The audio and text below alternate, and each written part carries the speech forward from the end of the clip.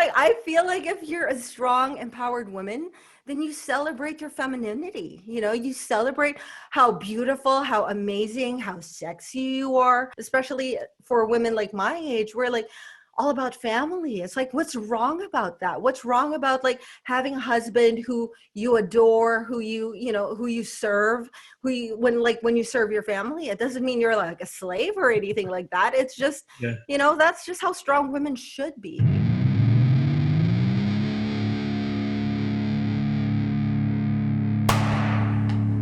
What's going on, everybody? Welcome back to my YouTube channel. I'm so excited to have this next guest on here. Before I introduce her, make sure you guys like, comment, share, subscribe to this page because I have been banned before, and YouTube is I'm officially on YouTube's radar. So make sure that you subscribe and give me a little boost of engagement so that the YouTube gods will be merciful on me. So this next guest is super awesome because she is a fitness influencer. She's in the fitness industry, but she's also very involved with politics, and she has her very outspoken opinion. So I'm excited to talk to her, hear her story, hear what's going on in that world. And I'd like to introduce you to Roxy Thunder. Hey guys, how's it going? So I'm super excited to have you on here. I don't know how long I've been following you. I think it's been less than a month or so, but Okay. you were at the march in DC, right? I've been to both marches in DC, both million mega marches. Awesome. Same here, actually. So I'm surprised. We've probably ran into each other, just didn't know it. Most probably. Everybody knows each other there. So let's start kind of at the beginning with you. So the first impression that I get off your Instagram is that you're super involved with the political aspect of things, but you're very dedicated to your fitness and to, I guess, your fitness career, right? Let's talk a little bit about how the two worlds merged for you. What brought you from one into the other? So I first started, like my whole Instagram account was really all about fitness since most of my business, I mean, I am a personal trainer. I also teach boxing classes. I teach at like a brick and mortar gym here in Michigan, but most of my clients are really like online clients, online fitness. So that's my business. So Instagram is basically my bread and butter, right? So when I started Instagram a few years ago for fitness, it had nothing to do with politics at all. It had nothing to do with like other social issues. I wasn't really like focusing on that or using my platform for that.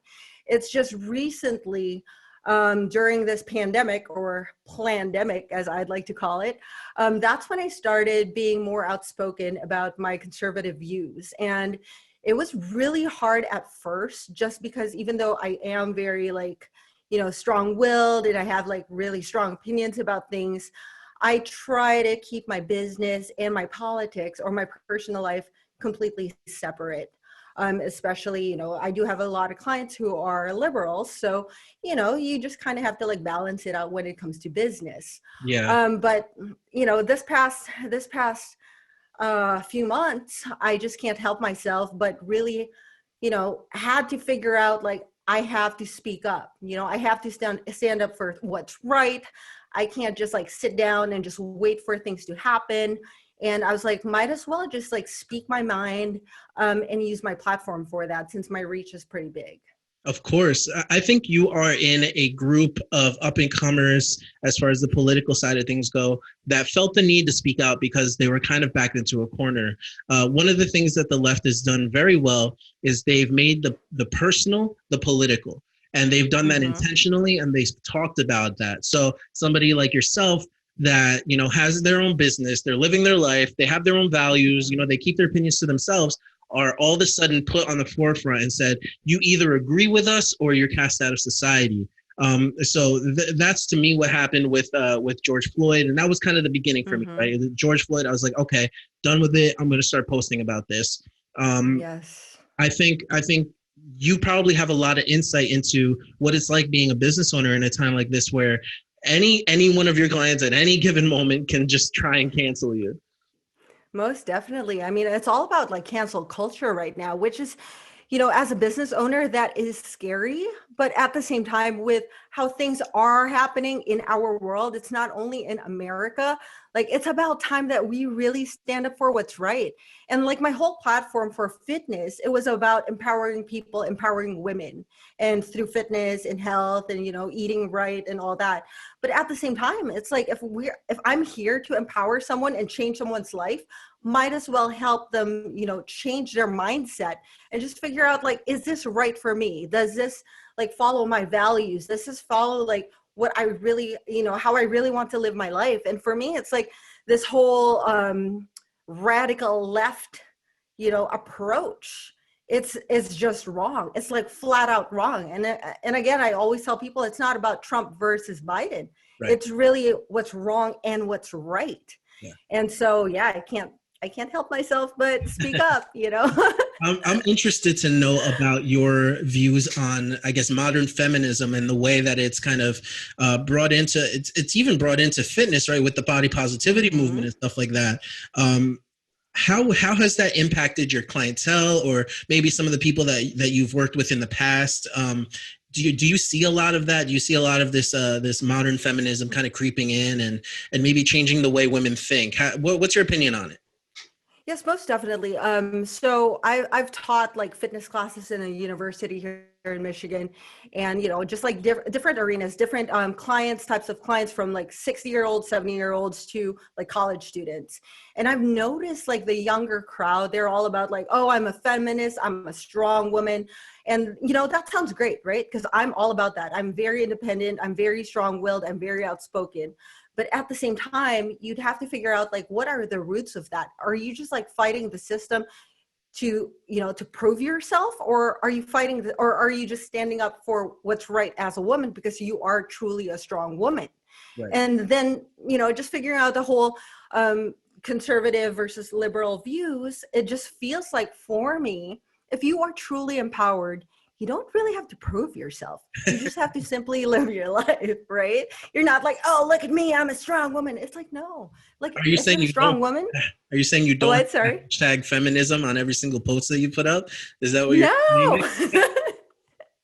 It's like, I feel like if you're a strong, empowered woman, then you celebrate your femininity. You celebrate how beautiful, how amazing, how sexy you are, how intelligent you are. And that's the most important part, right? And it's like, especially for women like my age, we're like all about family. It's like, what's wrong about that? What's wrong about like having a husband who you adore, who you serve, when you serve your family? It doesn't mean you're like a slave or anything like that. It's just, that's just how strong women should be. And I think that pisses me off. The left has done a great job of creating these like disdain for the words like serving, like serving used to be something you do willingly from your heart. And like, of course you would serve your husband, just like, you would serve your children because it's something you want to do, it's something you desire to do. I think the left has also created like a disdain for family in general, right? Where it tells women that they have to try and be men, and they have to try and be strong in the way a man is strong. I heard a quote by a girl, I forget her Instagram, or else I would shout her out, but she said, softness is not weakness. And it was talking in relation to the feminist movement, that feminism nowadays seems to be opposed to softness because they see it as a weakness. But really, that's one of the biggest strengths of being a woman, is your ability to be strong, and your ability to be soft, rather. And that actually holds a lot more weight towards men. If you really want to, get under the skin, the softness is how you do it. I mean, that's true. And it's like, even in the fitness arena, it's not all about like ego. Because that's what's happening. I mean, whether it's the fitness arena or the feminist movement, is it about ego, or is it really you celebrating your strength? Right. And, that just like bothers me a lot. And I'm very outspoken about that. And just because like I could lift really heavy, I could deadlift really heavy, it doesn't mean like, oh, I'm here to like prove men wrong. It's like, no, I'm just celebrating my own strength and living my life. It doesn't matter what other people are doing around me. Right. There's a weird obsession and comparison, right? Like you're constantly having to measure yourself up to, let's say, what a man does or what another woman does. Yes. It becomes a very unhealthy way to live, regardless of whether you're a man or a woman. Comparison is something that really kills, I guess, your desire. Because if I were to compare myself as a podcaster to Joe Rogan, like I would just not ever want to podcast again. How could I ever measure up to that? So I do think that you're absolutely right when you say that you have to live in your own world. You have to live by the morality that you know to be true. And from there, you can extend, maybe your wisdom and your knowledge through your platforms. But short of that, there's this weird obsession with feminism to kind of convert, right? It's almost like a religion. These women are out here trying to convert. I've had it happen to me. So I'm in New Jersey. A lot of the dates that I've gone on have been women trying to convert me to feminism, because the first thing that they ask me is like, "Are you a feminist?" I'm like, "No." And I won't beat around the bush. I'll just say no. And they spend the entire time trying to convert, trying to change. And I'm just like, it's not going to happen. I mean, we can leave now if you want. And I think it's like, I think like society today is like, I mean, seriously, it is so messed up. And I miss like, cause like I'm from the Philippines. I grew up in the Philippines. I was born in the Philippines, and I moved here to the US about like 16, 17 years ago. Oh, wow. I'm still into, like, as much as I'm independent, as much as I've had an amazing career, both in fitness and also like before fitness, I was in software. And in that software industry, I was actually one of the only few women who had the position I had, which was a pretty good position. But I never really felt like, oh, just because all the people I was like working with are men, it's like I'd have to compete with that. I really, it's like, for me, it's just like, just do your job and do your job right. That's all that matters, Absolutely. And given that too, it's like just being independent and all, it's just crazy how women nowadays, it's like they're not looking for a manly man anymore. It's like they want someone who would, who's a pushover, or who won't even like open the door for them. It's like it's like an insult to them if a man opens the door for them. I think that's like amazing. I think that's like what's needed. You know what I mean? Like, I appreciate that with men. Right. So I It's don't funny. know. Feminists. I don't know if you've heard of Jordan Peterson at all, but he talks a lot about this when it comes to gender roles within, I guess, modern day. And he says that when women are seeking that, not that all women are, but when women are seeking to have a man that's easy to push over, they'll end up resenting them for being able to be a pushover, right? So you'll try and make the guy a pushover, and then when he does become a pushover, you'll resent him for it and want to leave him. And that's kind of what's at the cause of all this friction, because the man's role is to be kind of steadfast in his beliefs and immovable to an extent. And so when he doesn't meet up to that, it's almost like a disappointment, even if it's on a subconscious level. So I definitely understand where you're coming from. Another thing that you mentioned was that you're from the Philippines. I'm Peruvian. People mistake me for being from the Philippines all the time. I don't speak Tagalog. But my point is, I've noticed like a common thread with people who either immigrated here or first generation Americans who maybe their parents immigrated here, that they still have the values of, where they come from or where their parents came from. And they've mixed that together, not so much with the liberal left kind of agenda, but more so with the idea of the American dream, the classic idea that if you come here and you work hard, you can build a life for yourself and you can succeed. I think that I'm a first generation American. That's been kind of my North Star, if you will, my lighthouse, is just seeing all of these testimonies of people that have come here from nothing and have everything now, has just completely disproven this narrative that we're somehow oppressed, and like, I'm an oppressed Latino, you're an oppressed Filipino. How have you seen, I guess, that transition? Were your values something that you were always brought up in, or was that something that changed in you recently? I always loved my values. I always loved the way I grew up. Like, I love my family. I think I had like the best childhood ever. Just seeing my parents. My mom was a housewife. My dad was a working dad, but we were very close. And I could see like the dynamic of my parents being like old school, but at the same time, it's like I could see really their love and respect for each other. And I never saw my mom as like someone who's not empowered. I thought she was a badass, kick-ass, strong woman. You know what I mean? I'm like, no one wants to mess with her, even though like like right now, it's like if you say you're a housewife, it's like, oh, you're just a housewife. It's like, hell, that's hard. But it You also know? serves a specific function. I think we've thrown away the idea of complementary marriages where people have Hmm. distinct roles, and now somehow you have to be this Mr. and Mrs. Smith where everybody's making $1 million and the nanny is raising your kids. We've kind of come a long way since then, and I think that Yeah. we're having a return back to it.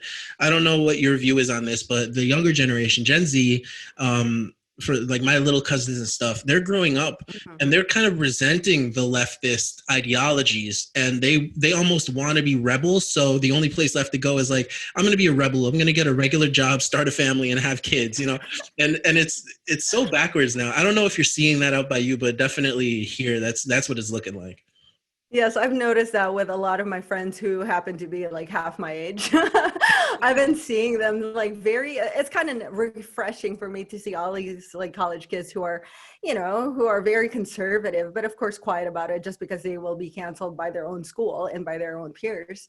But Right. they do want that family values back. It's like they don't want to get into the whole like divorce thing or even the possibility of divorce or even single parents, they want that like nuclear family strong again, which is amazing. It's like that's what we need nowadays, Sure.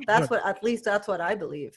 Yeah, absolutely. I think, when you distill a society down to its very core individual, what you Hmm. get is the family. That's what society is Hmm. made up of. And if you, like, I remember getting in a Facebook argument with somebody, like I used to do a lot. And they were pushing back on me because I said that, the ideal way to raise a child is with their biological mom and dad. That's just Hmm. a statistic that's true. That's how you build a Yes. civilization.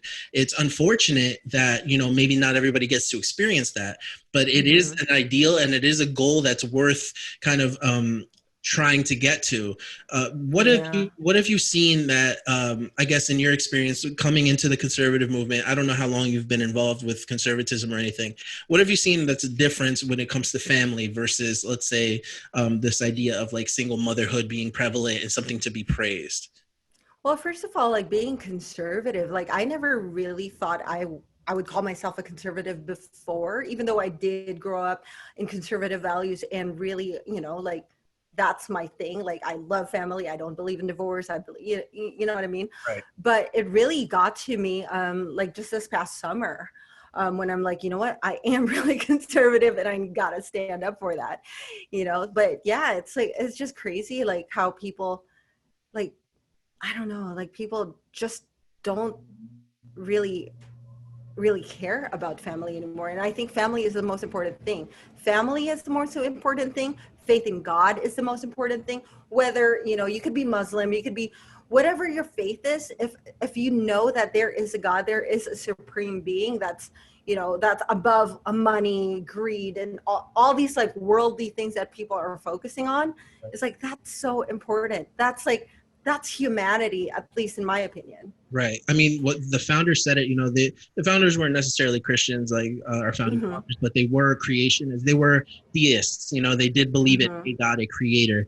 And one of the things that they mention is that, a civil society that's made up of communities can only function if it's a moral people, if it's a people that believe in God.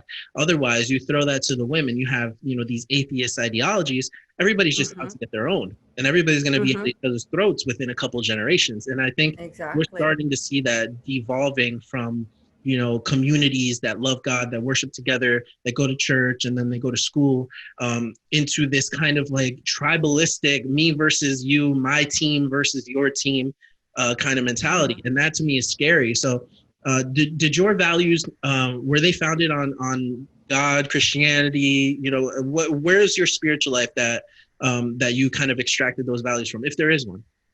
Yeah, so I was born Catholic. So the Philippines, if you guys don't know, the Philippines is the only Catholic Asian country, Oh, right? Yeah, we're very Catholic. So whether you like it or not, you're going to be Catholic. So I grew up very Catholic. I went to a Catholic kindergarten to high school, an exclusive private Catholic girls' school. Then I went to a Catholic private university. So it's like, no matter what, I can't escape it, right? Nor did I want to. But the thing is, like, I'm not even like really religious. like just moving out of the country. I'm not really religious, but I know my faith is really strong. And that's what I always fall back on. It's Yeah. just my, love of God, prayer, family, moral values. And I think that's super important. And that's what I found in like the conservative movement here in the US. It's like, that's what'll keep us going. That's what'll keep us moral. And that's what'll keep us in the right. It's like, if we have fear of God and we have respect and love for one another. And that's like, whenever you go to MAGA rallies, it's like one big family. Like you could go alone and you're going to feel so welcome, no matter what your faith is, no matter what the color of your skin is, no matter how you look. It's like everyone just loves one another and respects each other. And it's like, I don't think the other side has that. So yeah, I totally agree. I think that's one thing that I love about just that the MAGA atmosphere, right? People may see it as kind of troublesome or problematic, like we're looking for trouble or something.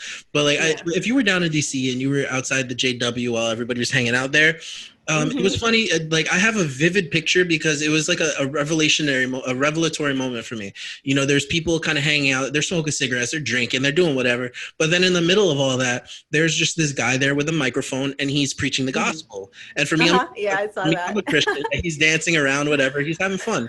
I'm a Christian. I enjoyed that so much because had it been any other collection of people from any other political ideology, that person would have been mocked. That person would have been called hateful. You know, he's telling the gospel the way it is, you know, like there's only one way to the Father, blah, blah, blah, you know.